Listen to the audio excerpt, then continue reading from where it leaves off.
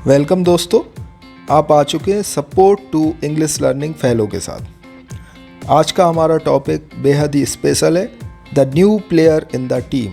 दोस्तों, हम सभी के जीवन में कठिन परिस्थितियाँ आती हैं और हम सभी को इग्नोर किया जाता है। यह लेसन हमें सिखाता है कि हमें किसी भी परिस्थिति को डट कर मुकाबला करना चाहिए और अपने आप को साबित करते रहना चाहिए। दोस्तों, the new player in the team की लेखिका हैं मीनाक्षी जी जैन। तो ज़्यादा वक्त ना लेते हुए शुरू करते हैं the new player in the team. इसमें मेन कैरेक्टर्स हैं, पहले उस पर नज़र डाल लेते हैं। पहला कैरेक्टर है ममता। ममता एक छोटे से कस्बे की लड़की है जो गरीब परिवार से है, लेकिन उसने एक ट्रस्ट की छात्रवृत्ति जीती है, इसलिए उसका एडमिशन एक शहर के पब्लिक स्कूल में हुआ है जहाँ पर हॉस्टल भी है, खाने की सुविधा भी है और उसमें अमीर घराने की लड़कियाँ पढ़ती हैं। लेकिन अमीर घराने की लड़कियाँ इसको एक अनचाहे मेहमान के रूप में लेती हैं क्योंकि वे सब अमीर है और ममता एक गरीब परिवार की है। दूसरा कैरेक्टर है हमारा कोच। पब्लिक स्कूल में बास्केटबॉल सिखाने वाला एक कोच जो ममता पर भरोसा जताता है और उसे बास्केटबॉल टीम में लेता है। नेक्स्ट कैरेक्टर है हमारे पास सबा। सबा बास्केटबॉल टीम की कप्तान है। नेक्स्ट कैरेक्टर है रीमा। रीमा टीम की उप कप्तान है। नेक्स्ट कैरेक्टर है हेमा जो खिलाड़ी है बास्केटबॉल टीम की। दोस्तों, आगे बढ़ने से पहले मैं आपसे रिक्वेस्ट करता हूं कि यदि आपने अभी तक मेरे चैनल को सब्सक्राइब नहीं किया है तो प्लीज़ इसे सब्सक्राइब करें, बेल आइकन बटन दबाएं और दोस्तों के साथ शेयर करें। आइए शुरू करते हैं the new player in the team. अब हम इसका लाइन बाय लाइन हिंदी में एक्सप्लेनेशन सीखते हैं। तो कहानी की शुरुआत होती है कि ममता का कोच जो है वह टीम का सिलेक्शन कर रहा है। तो देखते हैं हम। ममता, मैं चाहता हूं कि आज तुम गंभीरता से अपने खेल का अभ्यास शुरू करो। मैं तुम्हें बास्केटबॉल टीम में ले रहा हूं। बास्केटबॉल कोच के इन शब्दों ने सभी को आश्चर्यचकित कर दिया। स्कूल की बास्केटबॉल टीम के लिए चयन हो रहा था और कोच ने ममता को चुना था, जो कि 1 महीने पहले ही स्कूल में शामिल हुई थी। ममता को अपने कानों पर विश्वास नहीं हुआ। वह विद्यालय में प्रवेश के बाद से ही बास्केटबॉल खेलना चाहती थी, लेकिन उसकी कक्षा की कोई भी लड़की उसे सिखाने के लिए तैयार नहीं थी। वास्तव में टीम की कुछ लड़कियां उस पर हंसी भी थी जब उन्होंने सुना था कि पिछले स्कूल में जहां वह पढ़ती थी वहां बास्केटबॉल कोर्ट भी नहीं था। बास्केटबॉल कोर्ट का मतलब है बास्केटबॉल खेल का मैदान। दोस्तों, यहां हमने देखा कि बास्केटबॉल टीम का सिलेक्शन चल रहा है और उसमें ममता के लिए कोच ने सिलेक्ट कर लिया है, जिससे सभी लड़कियों को आश्चर्य हुआ है, खासकर सबा को, जो कि स्कूल बास्केटबॉल टीम की कैप्टन है। ममता तब तक पास के कस्बे में एक छोटे से स्कूल में पढ़ती थी क्योंकि उसके माता पिता शहर के किसी भी पब्लिक स्कूल में पढ़ने का खर्च नहीं उठा सकते थे। यह केवल उस छात्रवृत्ति के कारण था जो उसने एक ट्रस्ट से जीती थी कि उसके लिए इस प्रतिष्ठित कॉन्वेंट स्कूल में प्रवेश लेना संभव हुआ था। घर से दूर एक छात्रावास में वह कुछ दोस्तों के लिए तरस रही थी, लेकिन अब तक ज़्यादातर लड़कियों ने एक छोटे शहर की लड़की को अपना दोस्त मानने से इनकार कर दिया था। स्कूल में ज़्यादातर लड़कियां अमीर परिवारों से आती थी। वे उसे एक अनचाहे मेहमान के रूप में मानती थी जो उनके दर्जे से बहुत कम था। दोस्तों, इस पैराग्राफ में हम देख सकते हैं कि ममता बहुत गरीब घर की लड़की है और उसने एक ट्रस्ट की छात्रवृत्ति जीती है, जिससे उसका एडमिशन एक बड़े स्कूल में, पब्लिक स्कूल में हुआ है। लेकिन ज़्यादातर लड़कियां उसको पसंद नहीं करती क्योंकि वह गांव से आई है। सर, उसने कभी बास्केटबॉल नहीं खेला है, आप उसे टीम में कैसे ले सकते हैं? उनके कप्तान सबा ने शिकायत की। तुम तुच्छ मत बनो सबा, प्रत्येक कार्य के लिए हमेशा पहली बार होता है। क्या तुम नहीं देख सकती कि उसके पासेस कितने अच्छे हैं और शारीरिक रूप से वह तुम में से किसी से भी ज़्यादा फिट है? शारीरिक शिक्षा शिक्षक ने सबा को चेताया।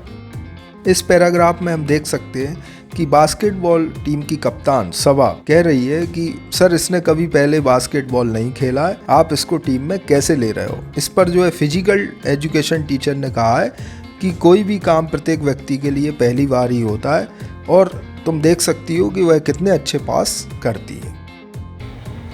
ओ नहीं, हम सब इस साल इंटर स्कूल बास्केटबॉल चैंपियन में ट्रॉफी जीतने के बारे में भूल सकते हैं, टीम की उप कप्तान रीमा ने कुड़कर कहा। उनके समूह में अन्य लड़कियों ने भी अपनी नाराज़गी दिखाने के लिए चेहरे बनाए।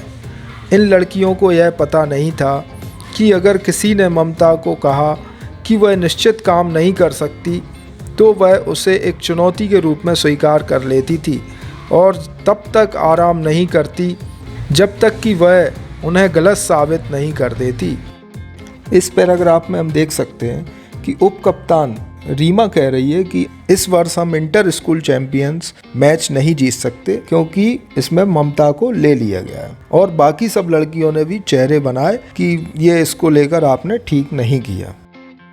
कोच ने रीमा को सुना था और कहा था, क्या तुमने एक बार भी ट्रॉफी जीती है? जब से तुमने खेलना शुरू किया है, हो सकता है कि इस आखिरी साल तुम ममता की वजह से जीत जाओ। यह टिप्पणी ममता को छू गई।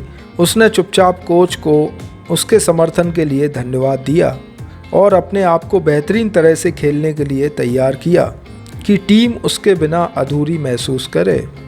उसने प्रसिद्ध शब्दों के बारे में सोचा कि उसकी माँ अक्सर उसे दोहराती थी, प्रैक्टिस एक आदमी को पूर्ण बनाती है।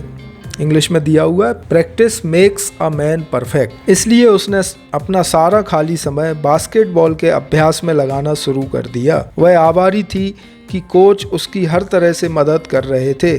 वह अपने पासेस और तकनीकों को दृढ़ निश्चय के साथ पूरा करती रही, यहाँ तक कि टीम के साथियों की भद्दी टिप्पणियों ने उसे और अधिक दृढ़ बना दिया। इस पैराग्राफ में हम देख सकते हैं कि ममता को अपनी माँ की बात याद आती है कि प्रैक्टिस मेक्स मैन परफेक्ट, और इसी बात को ध्यान में रखकर उसने अपने आप को तैयार करना शुरू किया और बास्केटबॉल की प्रत्येक तकनीक को अपनाना स्टार्ट किया। एक समय जब उससे पास छूट गया और हेमा ने कहा, क्या तुम्हारी उंगलियां मक्खन की हैं जो तुम गेंद को ठीक से पकड़ भी नहीं सकती? या जब रीमा ने कहा, खेल मैदान पर ज़्यादा होशियार बनने की कोशिश मत करो, यह तुम्हें कहीं का नहीं रखेगा। तुम्हें इस खेल को खेलने के लिए एक लड़ाकू बनना होगा और हमेशा आक्रामक रहना होगा। तुम जैसी नाजुक लड़कियों के लिए खेल मैदान में कोई जगह नहीं है। लड़कियों को इस बात का एहसास हो गया था कि इन टिप्पणियों ने वास्तव में उसमें अंदर के सेनानी को बाहर ला दिया। इस पैराग्राफ में हम देख सकते हैं कि बास्केटबॉल की प्रैक्टिस चल रही है और उससे एक बार पास छूट गया तो हेमा ने उससे कहा है कि क्या तुम्हारी उंगलियां मक्खन जैसी है, मतलब तुम बहुत कमज़ोर हो, खेलने के लायक नहीं हो। और वह कहती है कि खेल के मैदान पर ज़्यादा होशियार बनने की कोशिश मत करो क्योंकि तुम इससे कहीं की भी नहीं रहोगी। इस तरीके से उसका मजाक उड़ाया गया, लेकिन इससे ममता अंदर ही अंदर और मजबूत हो रही है, उसके अंदर आग लग रही है। एक माह बाद स्कूल ने वार्षिक स्पोर्ट्स मीट का आयोजन किया। ममता 400 मीटर की दौड़ में भाग लेना चाहती थी। वह एक तेज़ धावक थी। वह अपने कस्बे में लंबी दूरी तय करती थी। इससे उसे पैर की मांसपेशियों को मजबूत करने और अच्छे सहन शक्ति को विकसित करने में मदद मिली। उसके ऊपर वह अपनी उम्र के हिसाब से भी लंबी थी। उसका मुकाबला स्कूल चैंपियन से होगा जो पिछले 3 वर्षों से दौड़ जीतती रही थी। अधिकांश लड़कियां दौड़ जीतने की उसकी इच्छा पर हंसी थी। आखिरकार ममता ने किसी दौड़ में भाग नहीं लिया था, लेकिन उसे खुद पर विश्वास था। वह जानती थी कि वह अच्छी तरह से दौड़ सकती है। यह सिर्फ कठोर अभ्यास की बात थी और वह बहुत बड़े कारण से जीतना चाहती थी। उसे लगता था कि स्कूल चैंपियन के खिलाफ जीतने से उसे अपने बास्केटबॉल खेल में कई तरह से मदद मिलेगी। इसलिए उसने सुबह दौड़ अभ्यास के समय अपनी स्पीड पर ध्यान देना शुरू कर दिया। इस पैराग्राफ में हम देख सकते हैं कि स्कूल में मीट का आयोजन होने से पहले एक 400 मीटर की दौड़ होना है जिसमें ममता भाग लेना चाहती है, लेकिन सारी लड़कियां उसकी इस बात पर हंस रही हैं। दौड़ का दिन आया, वह एक करीबी दौड़ में बदल गई। अंत में ममता ने अपनी चैंपियन को पकड़ लिया। उसकी आंखें फिनिशिंग लाइन पर टिकी थी। जिस प्रकार महाभारत में अर्जुन ने मछली की आंख को निशाना बनाया था, ममता को भी कुछ नहीं दिख रहा था और अंत में उसने जीत हासिल की, हालांकि केवल कुछ सेकंड के अंतराल से। यह इतना अप्रत्याशित था कि चारों ओर एक पल का सन्नाटा था, क्योंकि वह फिनिशिंग लाइन पार कर गई थी। यहाँ तक कि मैदान पर मौजूद जज भी हैरान थे कि इतनी दुबली पतली और नाजुक लग रही लड़की इतनी तेज़ी से कैसे दौड़ सकती है। ममता को विजेता घोषित किए जाने से पहले मैदान पर काफ़ी उत्साह था। इस पैराग्राफ में हम देख सकते हैं कि दौड़ हो रही है और उसमें पिछली विजेता जो है उससे करीबी मुकाबले में ममता रेस जीत जाती है और सारे स्टेडियम के अंदर सन्नाटा छा जाता है। जज भी देखकर हैरान रह जाते हैं कि इतनी दुबली पतली लड़की किस प्रकार रेस जीत सकती है। पिछले वर्ष की चैंपियन ने दिखाया कि वह सच्ची खेल भावना रखने वाली खिलाड़ी है। उसने ममता को गले लगाया और बधाई दी। फिर जैसे ही ममता को उसका पुरस्कार मिला, उसे दर्शकों की खड़े होकर सराहना मिली।